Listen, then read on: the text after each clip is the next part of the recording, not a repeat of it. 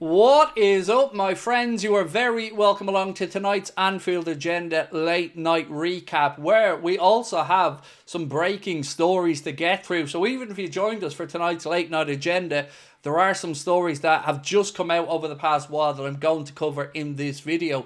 As always, my friends, I want to know how you guys are feeling about the Trent situation, the Virgil situation, the Mo situation, and everything in between. Do let me know in the comment section. Drop a like on the video if you enjoy it, and if you can, please do hit that subscribe button. So I'm not really going to speak too much about the contract situations here, because I feel like we know where we're at with them and nothing has really changed. So I'm going to get into the business that could be done and go from there. And we're going to speak firstly about Ben Doak, because Liverpool have received not one but two offers today for Ben Doak. One of them coming in from Ipswich Town, £16 million.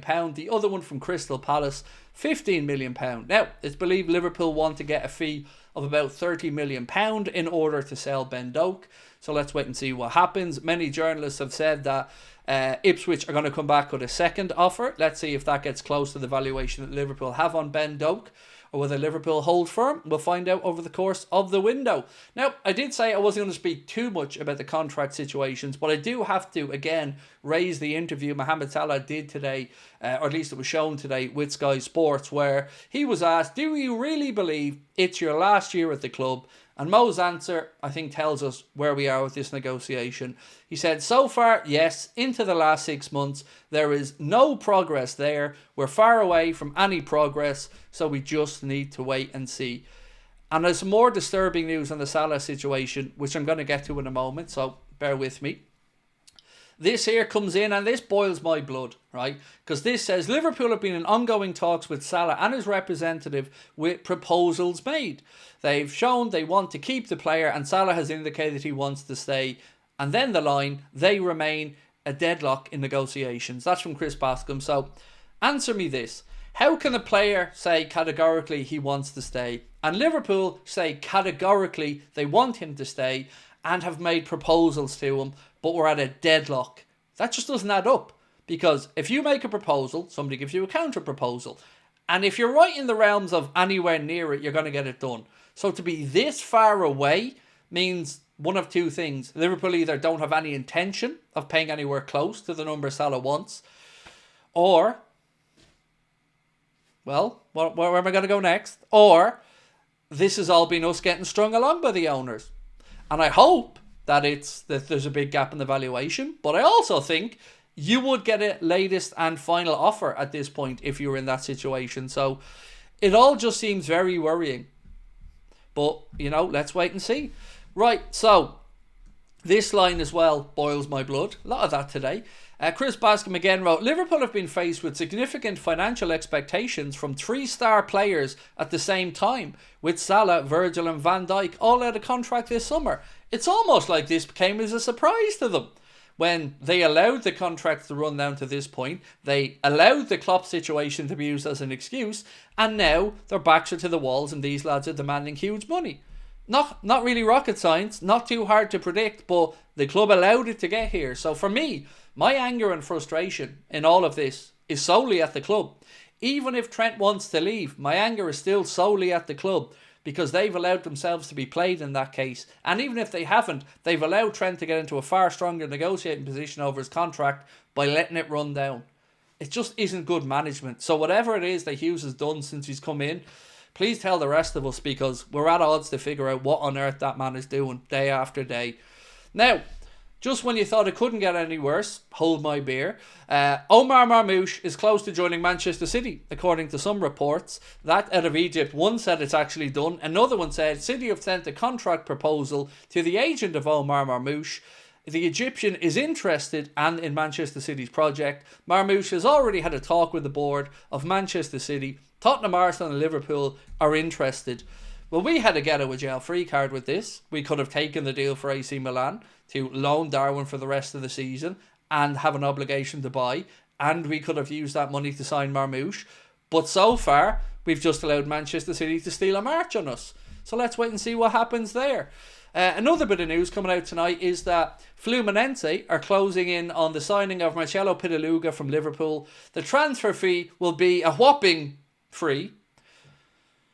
But Liverpool will keep 40% of the players' rights while Fluminense have 60%. Pitaluga's desire to join his boyhood club helped negotiations. Now, I don't blame Pitaluga one bit here for wanting to get back to the country he's from, play for the club that he's supported since he's been a boy, and get back to actually playing some football and getting his career back on track.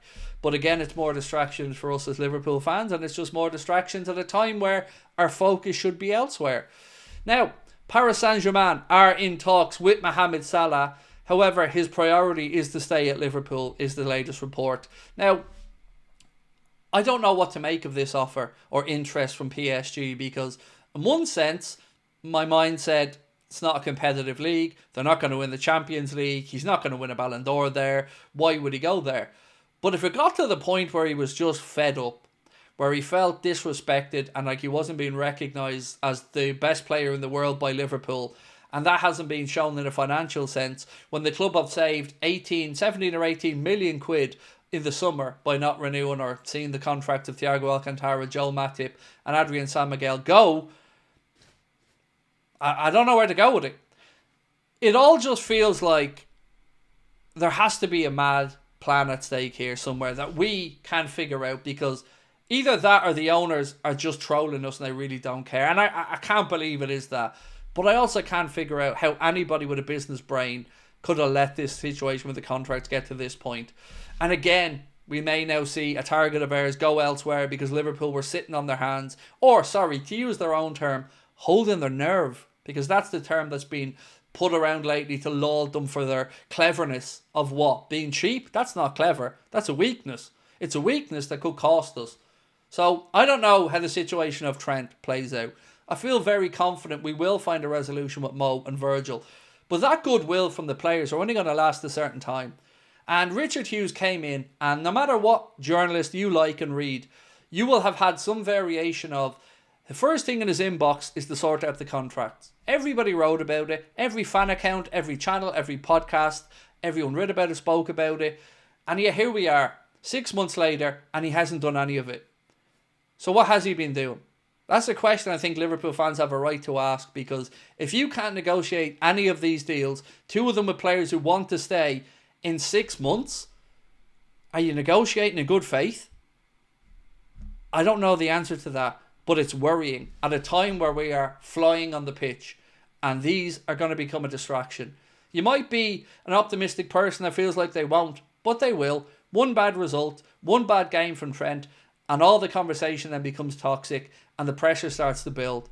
It can be resolved. It should be resolved. We deserve better. We have to speak up.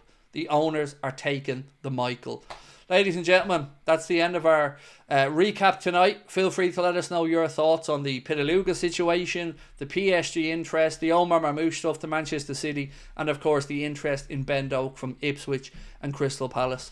I won't be live tomorrow, but we will have the preview for the United game coming out, and then we'll have a video with Sam from All Red coming out as well. Do check them out tomorrow, but I will see you for the watch along 3:15 on Sunday. Until then, have a good weekend. Much love.